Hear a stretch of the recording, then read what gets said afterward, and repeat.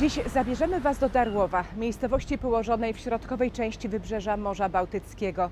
Jaka jest historia tego miasta? Co warto tutaj zobaczyć? A co można robić, kiedy pogoda jest taka jak dziś? W naszym filmie opowiemy m.in. o królu Eryku, który został piratem, i jego skarbie. Jak groźny może być morski niedźwiedź. Będzie też o bulwarze zachodzącego słońca oraz o groźnej Dorotce, a właściwie Dorze, i jeszcze wielu innych ciekawych historiach i tajemnicach. A także odpowiemy na pytanie, czy nad morzem jest rzeczywiście drogo. Jesteście gotowi? No to wypływamy.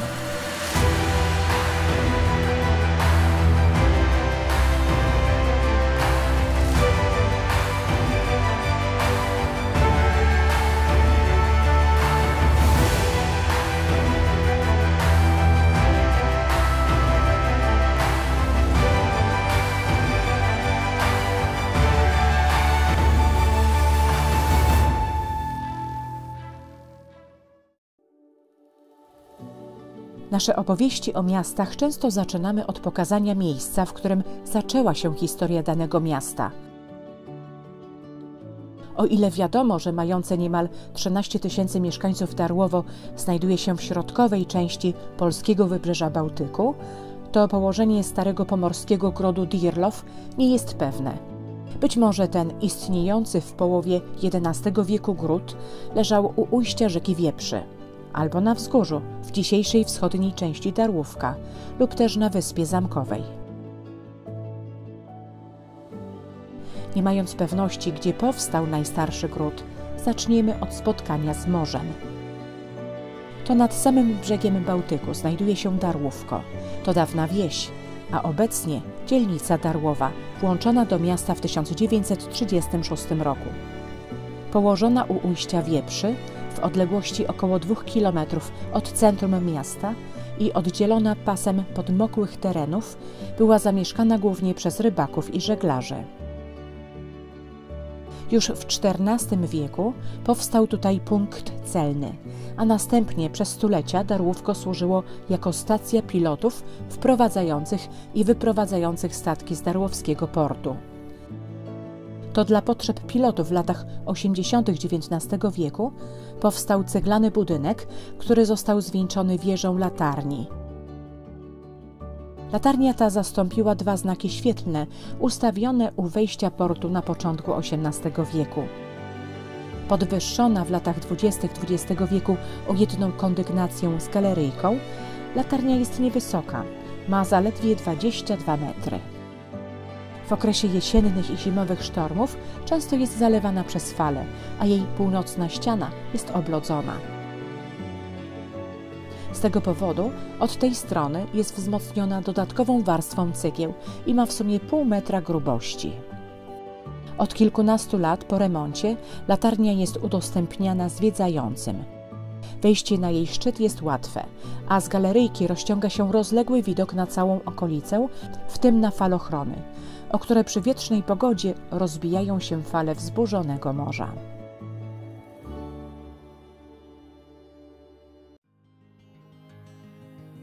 Wschodni falochron jest udostępniony dla wszystkich i w przeciwieństwie do kołobrzeskiego jest bezpłatny. W przypadku silnych wiatrów i wysokich fal nie należy na niego wchodzić, gdyż grozi to zmyciem do morza. W chwilach, gdy Bałtyk jest spokojny, można na krańcu tego falochronu spotkać wędkarzy, spacerowiczów i rowerzystów. Drugi z falochronów, zachodni, jest niedostępny, ponieważ trwają w jego rejonie prace mające przekształcić jego otoczenie i budowane są kolejne apartamentowce kompleksu Marina Royal. Patrząc z latarni w ich kierunku, widać, że przesłaniają one częściowo światło latarni w stronę otwartego morza. Z tego powodu światło nawigacyjne zostało przeniesione z latarni na dach apartamentowca.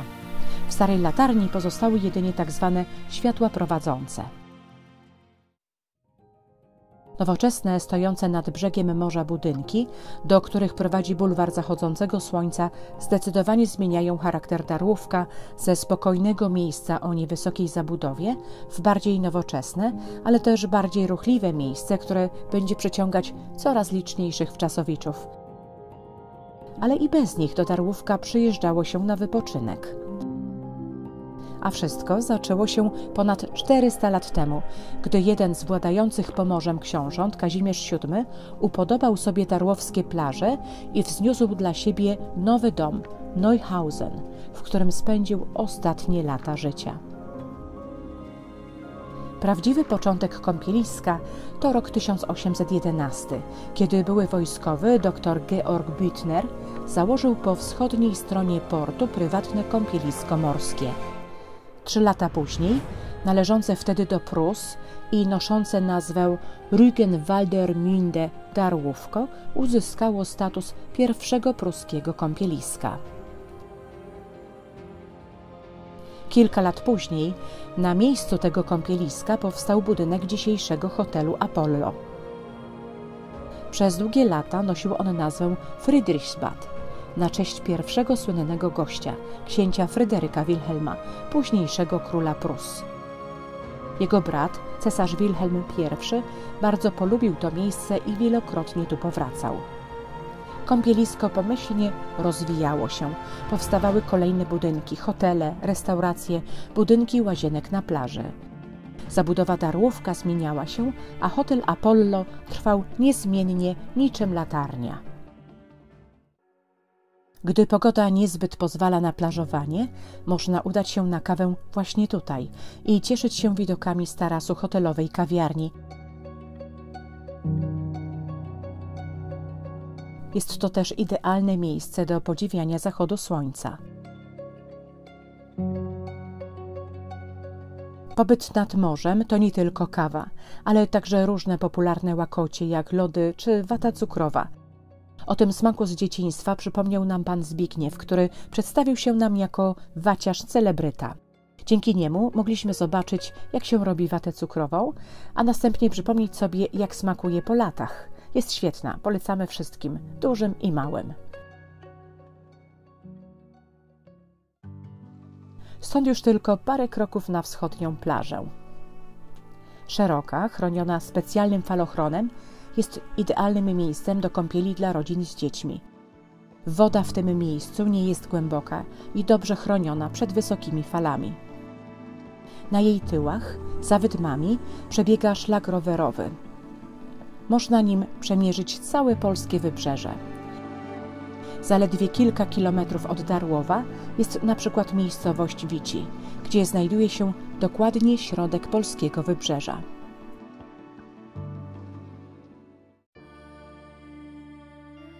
Po drugiej stronie kanału portowego znajduje się plaża zachodnia. Jest ona nieco węższa, bardziej dzika i idealnie nadaje się dla dorosłych oraz miłośników sportów wodnych. Na obu plażach, tak jak na całym polskim wybrzeżu, plażowicze okopują się w tzw.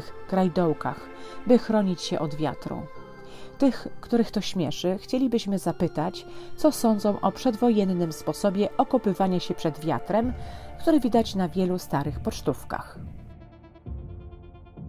Ponad plażą zachodnią, na szczycie wysokich wydm, mieści się jedna z atrakcji Darłówka – pomost edukacyjny. Idealne miejsce do spaceru i podziwiania sięgającej po horyzont panoramy na morze. Spacerując pomostami można też natrafić na ślady z czasów II wojny światowej. Są to udostępniane w sezonie bunkry ze stanowiskami artylerii przeciwlotniczej oraz wielka dziura. Jeszcze kilkanaście lat temu stała w tym miejscu kilkupoziomowa budowla z betonu, która według niektórych popularnych opowieści miała mieścić wyrzutnię rakiet V2. Budowla ta po wojnie została przekształcona w dom wypoczynkowy. Ostatecznie została rozebrana, a na jej miejscu miał powstać hotel. Inwestycja jednak została wstrzymana i pozostała tylko dziura. O wiele bardziej prawdopodobne jest to, że był to obiekt związany z jedną z dwóch pobliskich i ważnych inwestycji III Rzeszy. Pierwszą z nich była stocznia budująca statki z betonu. Stal w czasie wojny stała się materiałem deficytowym i podjęto budowę statków z betonowym kadłubem. Wrak jednej z jednostek zbudowanych przez Darłowską stocznię można do dziś zobaczyć na wodach jeziora Dąbie koło Szczecina. Druga inwestycja była powodem 2 wizyt w Darłowie samego Adolfa Hitlera, który chciał tutaj zobaczyć Dorę, czyli po polsku Dorotkę. I nie chodziło tu o germańską, jasnowłosą piękność, ale o największe dzieło świata. Właśnie kilka kilometrów na zachód od Darłówka Niemcy utworzyli pod koniec lat 30. XX wieku eksperymentalny poligon dla wielkich dział. Na jego terenie została wzniesiona budowla, która z lotu ptaka przypominała przybrzeżne jezioro. Całość była otoczona murem z 12-metrowymi słupami. We wnętrzu, do którego prowadziła jedna brama, znajdowała się montownia, strzelnica, bunkry i koszary. Pośród kilkunastu różnych testowanych tutaj dział było też mające kaliber 800 mm największe działo na świecie Gustaw, które artylerzyści nazywali pieszczotliwie Dora. I to na strzelanie z tego działa, a potem drugiego z serii Gustawa II, do Darłowa przyjechał kanclerz III Rzeszy. Niezwykła budowla, nazywana murem chińskim lub Koloseum Śmierci, znajduje się na terenie nadal należącym do wojska. Podobno w tym sezonie letnim będą organizowane wycieczki do tego tajemniczego miejsca. Nie samym powietrzem człowiek żyje, nawet tak czystym i zdrowym jak nad Bałtykiem, i prędzej czy później przychodzi pora na posiłek. Wiadomo, będąc nad morzem, trzeba spróbować ryby. Aby nie stać się pechowym posiadaczem paragonu grozy, wystarczy udać się do miejsc, gdzie ryba jest sprzedawana na porcję, a nie na wagę. My w poszukiwaniu takiego miejsca udaliśmy się nad kanał portowy. Tu wzdłuż wybrzeża cumują jednostki rybackie. Z flotyli rybackiej liczącej po wojnie blisko 50 kutrów pozostało zaledwie kilka niewielkich prywatnych jednostek. Czy każda ryba na lokalnych straganach pochodzi prosto z ich pokładu? Część zapewne tak, ale na przykład rekin zdecydowanie nie. W restauracji Żółta Budka wybraliśmy klasykę, smaczną zupę rybną z obfitymi kawałkami dorsza oraz filet z dorsza z frytkami i surówką. W porównaniu z cenami w krakowskich restauracjach czy Zakopanem nie są to zbyt wygórowane ceny. A o tym, czy ryba była najbardziej popularnym składnikiem lokalnej kuchni, o tym opowiemy trochę później. Po smacznym posiłku warto się zastanowić, jak można jeszcze ciekawie spędzić czas. Dla bardziej wygodnych warto polecić 40-minutowy rejs po zagłówki falochronu statkami upodobnionymi do dawnych galeonów. Jednym z nich jest Król Eryk. Ze względów bezpieczeństwa, gdy wieją silne wiatry, statek nie wychodzi w morze. Informacje na temat rejsów zamieszczane są na bieżąco na budynku kasy biletowej. Kasa ta znajduje się blisko UFO. Tak nazywana jest w Darłowie sterownia jedynego w Polsce mostu rozsuwanego. Został on uruchomiony w 1988 roku. Gdy do portu w Darłowie wpływa większa jednostka lub z niego wypływa, zamykany jest ruch dla pieszych i obie połówki mostu są rozsuwane po specjalnych szynach. W przypadku większych jednostek most jest otwarty także na przepłynięcie jednostki wspomagającej, statku pilotującego. To nie pierwszy most w historii Darłówka. Pierwszy drewniany most zwodzony w typie holenderskim powstał już w XVII wieku. Został on zastąpiony podobną konstrukcją w XIX wieku, znaną z licznych starych pocztówek.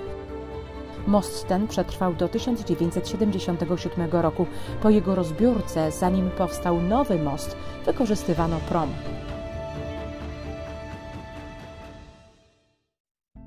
Od mostu wzdłuż wschodniego brzegu kanału portowego można udać się na spacer do centrum Darłowa. Podczas wędrówki w górę rzeki mijamy baseny portowe.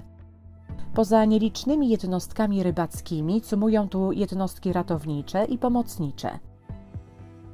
Jest tu także stocznia remontowa oraz marina dla jachtów.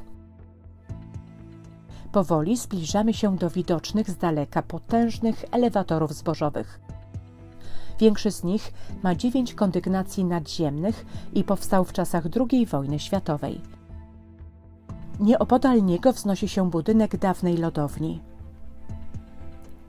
Jego ścianę od strony kanału portowego zdobi uroczy mural ukazujący starego wilka morskiego, który po wielu podróżach uznał Darłowo za swoje wymarzone miejsce. Oba te budynki obecnie już nie służą swoim celom. Port w Darłowie lata chwały ma już za sobą.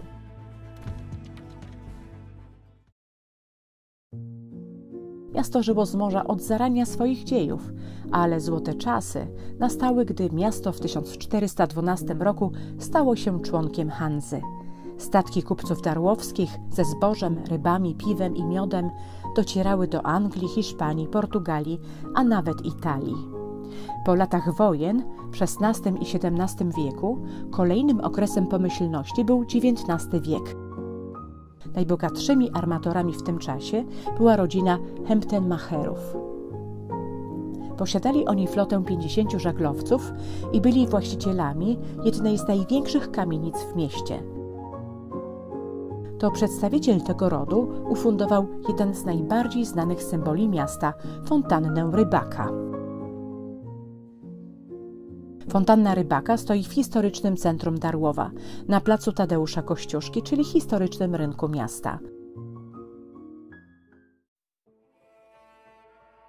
To już nie był gród Dirlow, ale nowe lokowane miasto Rügenwalde. Było ono lokowane 2 razy. Pierwszy raz już w XIII wieku, ale nie ma pewności co do daty, bo miasto zmieniało właścicieli. Należało do książąt szczecińskich, rugiejskich i gdańskich, do Polski, a następnie Brandenburgii. I to właśnie w tym ostatnim okresie 3 bracia z pomorskiego rodu Święców ponownie lokowali miasto na prawie lubeckim. Jeszcze w tym samym stuleciu wokół miasta wzniesiono długie na 1,5 kilometra mury z regularnie rozmieszczonymi basztami i 3 wieżami bramnymi. Znajdujące się w złym stanie i niepotrzebne nikomu już mury zostały rozebrane w XIX wieku. Do dziś pozostała jedynie jedna z bram, zwana Wysoką. O ile średniowieczna siatka ulic przetrwała niemal bez zmian, to zabudowa historycznego centrum za sprawą pożarów, powodzi, wojen, upływu czasu, a czasem zmiany gustów wielokrotnie ulegała zmianom. Czasem tylko tabliczki informują, że mamy do czynienia z jednymi z najstarszych domów w mieście, jak położona przy rynku kamienica, lub inna przy ulicy Powstańców Warszawy, która stała się miejskim deptakiem. Nie wszystkie tabliczki na kamienicach informują o ich wieku. Tuż obok najstarszego zachowanego domu w mieście znajdujemy tabliczkę, że w tym miejscu w 1834 roku powstała pierwsza wytwórnia Rügenwalder Teewurst, czyli słynnej do dziś w całych Niemczech kiełbasy. Była ona produkowana w mieście do 1945 roku. Gdy skończyła się wojna i doszło do zmiany granic, Rügenwalde zmieniło nazwę na Darłowo, a produkcja kiełbasy została przeniesiona do Hesji. 2 lata po wojnie ludność niemiecka została wysiedlona w obręb nowych granic Niemiec i stopniowo zastąpiona przez Polaków wysiedlonych z dawnych wschodnich ziem Rzeczpospolitej, a także przybyszów z Polski centralnej. O tych trudnych czasach przypomina pomnik pierwszego powojennego burmistrza Stanisława Dulewicza, który współtworzył oblicze nowego polskiego Darłowa.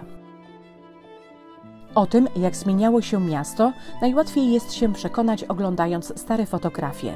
Zapraszamy zatem do kolejnej podróży w czasie z portretami mieszkańców i widokami miasta.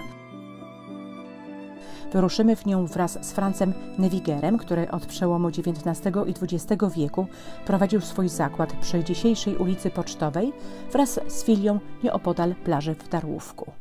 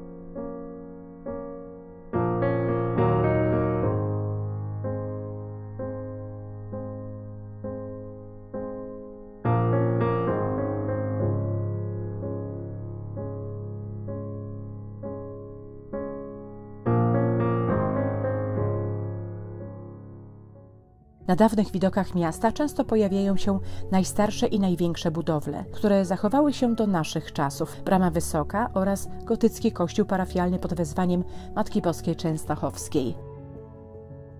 Znajduje się on niedaleko rynku, na tyłach XVIII-wiecznego ratusza.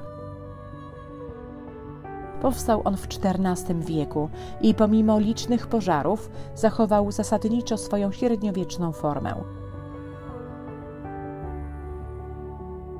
We wnętrzu kościoła, który przez ponad 400 lat do końca II wojny światowej był kościołem ewangelickim, przeważa wyposażenie z doby renesansu i baroku.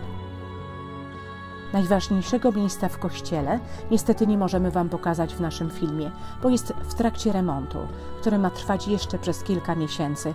To mauzoleum pomorskie, gdzie spoczywają księżna Elżbieta, żona ostatniego księcia pomorskiego, księżniczka Jadwiga oraz jedna z najbarwniejszych postaci w dziejach średniowiecznej Europy – król Eryk.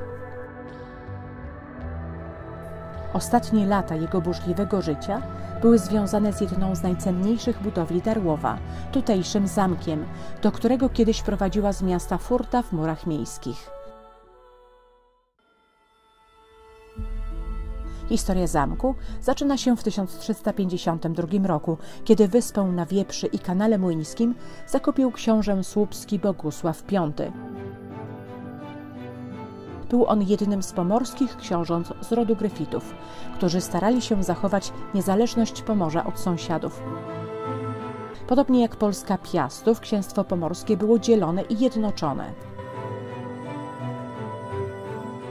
Zamek Darłowski stał się w drugiej połowie XVI wieku siedzibą władcy jednego z księstw podzielonego Pomorza. Ten jedyny nadmorski gotycki ceglany zamek w Polsce przez stulecia był przebudowywany, ale jego podstawę stanowił zawsze plan zbliżony do kwadratu z dziedzińcem i zmieniającymi się i rozbudowywanymi wokół niego budynkami oraz wysoką południową wieżą bramną, mającą chronić miasto i port. Po wygaśnięciu rodu Gryfitów w XVII wieku zamek trafił w ręce władców Danii, by ostatecznie po 150 latach przejść pod panowanie pruskie. W tym czasie zamek zaczął tracić na znaczeniu i popadać w ruinę. Mieściły się w nim m.in. magazyny, sąd, więzienie i szpital. Zamek był nawet bliski rozbiórki. Na szczęście tak się nie stało, chociaż zniknęło jedno ze skrzydeł zamku, na którego miejscu znajduje się obecnie taras widokowy. Z tarasu widać ogród należący do restauracji i hotelu Gościniec Zamkowy. To tam można spróbować wykwintnych dań nawiązujących do dawnej kuchni przedwojennego Darłowa, kiedy najchętniej spożywanym mięsem była gęsina. To dawny budynek XVIII-wiecznego zajazdu dla gości zamkowych. Od 1930 roku w zamku mieści się muzeum, które zdecydowanie warto zwiedzić. Wizytę rozpoczynamy od liczącej 24 metry wysokości wieży bramnej, z której rozpościera się widok na miasto i okolicę. W zamku można zobaczyć zrekonstruowane dawne pomieszczenia, m.in. XVI-wieczną sypialnię książęcą czy średniowieczne locum secretum – toaletę. Jest tu też bogata ekspozycja. Od gotyckich podziemi zamkowych z obowiązkową dziś niemal w każdym zamku wystawą poświęconą narzędziom tortur, aż po poddasza, gdzie pokazywany jest piękny zbiór mebli i wyposażenia w stylu Biedermeier. To również tutaj można lepiej poznać dzieje Darłowa od czasów najdawniejszych dzięki zgromadzonym tu przedmiotom i pamiątkom, a także manekinom ukazującym moment lokacji miasta przez braci Święców. Najciekawsze są jednak dwa największe pomieszczenia wschodniego skrzydła. Pierwszym z nich jest położona na parterze monumentalna sala rycerska, przekształcona później w zamkową kaplicę. Zgromadzone są w niej cenne zabytki sztuki sakralnej, w tym oryginalna ambona z kaplicy. W znajdującej się nad kaplicą sali znajduje się wystawa poświęcona niezwykle barwnej postaci, najsłynniejszemu mieszkańcowi Darłowa, królowi Erykowi Pomorskiemu. Przyszedł on na świat w tutejszym zamku i został ochrzczony tradycyjnym dla rodu Gryfitów imieniem Bogusław. Za sprawą niezwykłych koligacji rodzinnych został adoptowany przez swoją cioteczną babkę Małgorzatę, królową Zjednoczonej Północy, królestw Danii, Norwegii z Islandią oraz Szwecji i przyjął imię Eryk.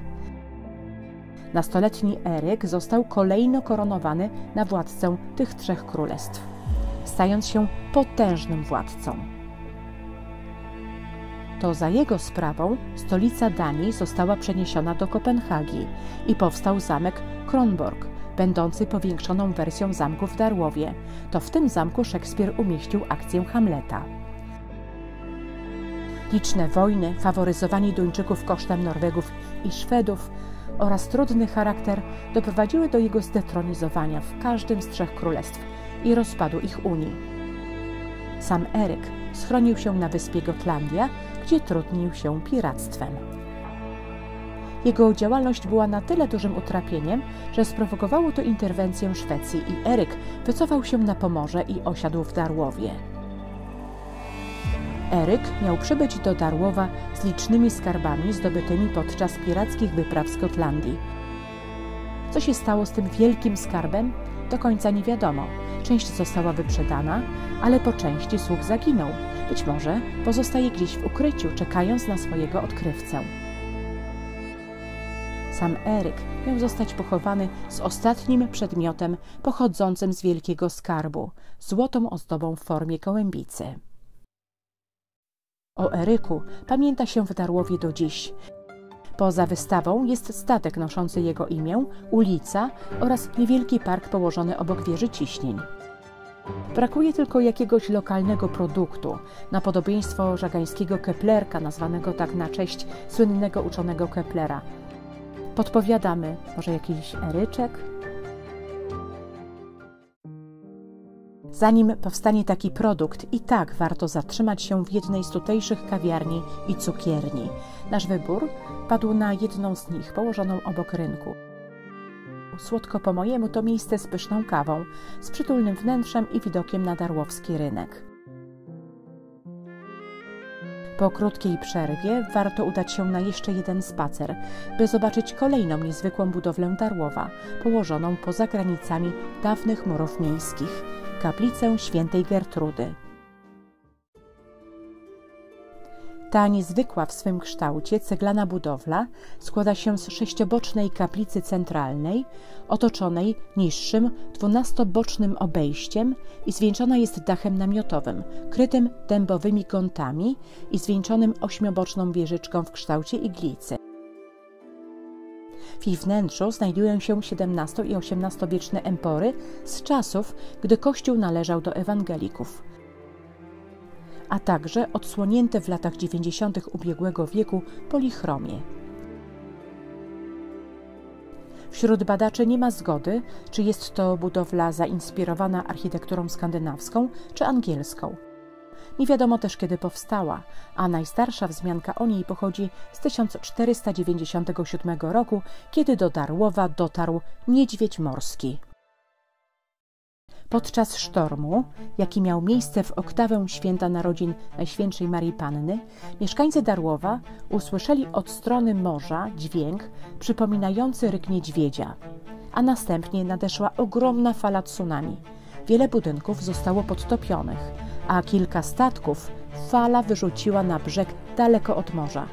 Według legendy, jeden ze statków z księżniczką Gertrudą na pokładzie został wyrzucony na brzeg nieopodal miejsca, gdzie uratowana księżniczka postanowiła ufundować kościół pod wezwaniem patronki.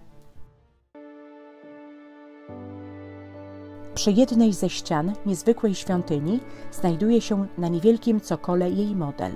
To jeden z punktów na szlaku Leopolda Tyrmanda. Ten ceniony pisarz przybył do Darłowa w 1952 roku i zainspirowany swoim pobytem napisał powieść 7 dalekich rejsów, której akcja toczy się w Darłowie. Kilka lat po jej napisaniu powstał na jej podstawie film Naprawdę wczoraj, ze znakomitą obsadą.